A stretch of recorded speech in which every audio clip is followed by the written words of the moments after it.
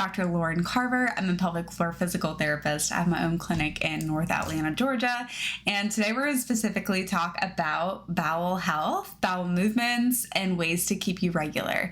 So the pelvic floor is a hammock of muscles that lives inside of your pelvis. We've got some deeper layers here and some outer layers on the outside.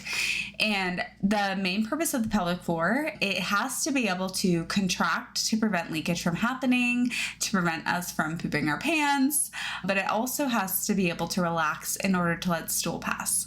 Now, once we eat something, we chew it up in our mouth, it goes down into our esophagus, into our stomach, and then it gets pushed into our small intestine, and then it gets dehydrated and more compressed in our large intestine, and then it moves to be excreted by the bowels. Now, if we have any pelvic floor tension, what can happen is that rectum actually gets kinked. So if you think about the rectum coming down into the anus, there's a pelvic floor muscle called the puborectalis that actually has to wrap around the rectum and can cause like a kink in the rectum itself. So the pelvic floor has to be able to fully relax, and that you have to have good coordination so that your brain knows how to relax that muscle as you're having a bowel movement. So another reason why someone might have constipation could be they're not taking in enough fiber in their diet, they're not drinking enough water. So general recommendations would be at least half your body weight in ounces, if not slightly more is preferred. Another great supplement that I love is Calm gummies. These are awesome. There's also just a powdered version. If you don't want to do a gummy form, this one has a little bit more sugar in it, but the powdered version is also pretty good, and I think it has stevia in it instead of sugar. But those are really good. Magnesium helps to draw a little bit of water into the large intestine and helps stool pass easier. You just want to start slow with them. So instead of taking a full dose, try half a dose first, just to make sure that you're not having very loose stools with it.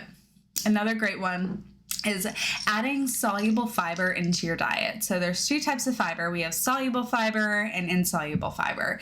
Soluble fiber actually bulks the stool up and allows our intestines to move it through the large intestine and small intestine. The intestine itself has a smooth muscle connected to it, and it stimulates like something called peristalsis, which is rhythmic muscle contractions that allow stool to pass along. That's how it gets propelled in your digestive tract. So in order for those muscles to actually contract and move it well, we need the stool to have a little bit of bulk to it. So soluble fiber really helps increase the bulk of the stool. And one of my favorite supplements for that is cerulean husk. So this was organic. I recommend organic because cerulean husk is very commonly sprayed by pesticides. I will link this and the other ones I'm recommending down in the description box below. But making sure that whenever you add fiber to your diet, that you're slowly increasing it, because bowels don't like a lot of changes, and they don't like changes that happen all at once. So highly recommending slow, progressive, incremental increases in order to prevent your GI system from being very upset, very gassy, very bloated. Another big thing is that if you're not drinking enough water, when you add things like this in, it is going to increase your symptoms of gas, bloating, etc. So you want to make sure you're drinking lots of water with the supplement when you're taking it, and also throughout the day in order to keep that moving along. Another soluble fiber that we love is chia seeds. And chia seeds, when someone doesn't tolerate other forms of fiber well, chia seeds are actually really lovely because they help create like that gelatinous kind of bulk of the stool, again, that helps move the stool along. And they just seem to be better tolerated for people who maybe have digestive discomforts or tend to be bloating, or maybe have like SIBO or something like that don't tolerate regular fiber supplements. Chia seeds tend to be a little bit more gentle. And it looks like per serving, they have about 9 grams of fiber. In a perfect world, we're looking for something around that 25 to 35 grams of fiber a day. And you just kind of have to find your perfect number and make sure you're sticking around that. I will mention, in a perfect world, we want to get a lot of our fiber supplementation from food itself. Preferably, we have these things to kind of add in as we need, but in a perfect world, we truly want most of it coming from food. So the last type of soluble fiber that I like to recommend is a food. It's oatmeal. So oatmeal has a lot of wonderful soluble fiber in it, and people who like oatmeal, having some oatmeal every morning can really help stimulate just healthy bowel movements for them. Now, the other type of fiber that we have in our lives is called insoluble fiber, and insoluble fiber is typically the fiber found in a lot of like leafy greens, and what it does, it actually pulls water into the intestine, and that's how it functions as a kind of helping our bowels stay moving. So if you ever noticed you had a really nice big salad and then the next day you had diarrhea, well, the reason why is because all of that roughage that was sitting in your intestine is actually drawing water out of it. Most of our foods and vegetables do have a combination of soluble and insoluble fiber.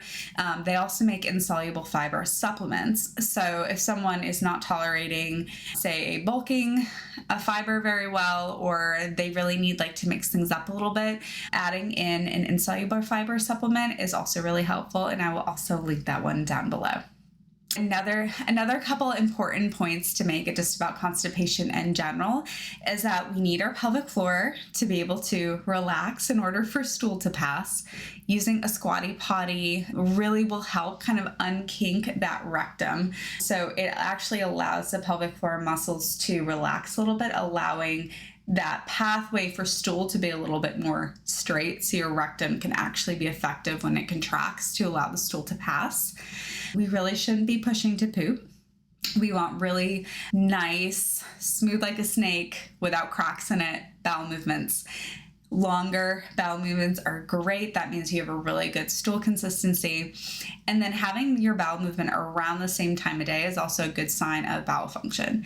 So typically what happens around 20 minutes after we have a meal, our body will start that peristalsis, which is the contraction of the smooth muscles in our intestines. And so what people will notice is some people actually poop 3 times a day. Every time they eat a meal, they'll actually go ahead and excrete what was sitting in their large intestine.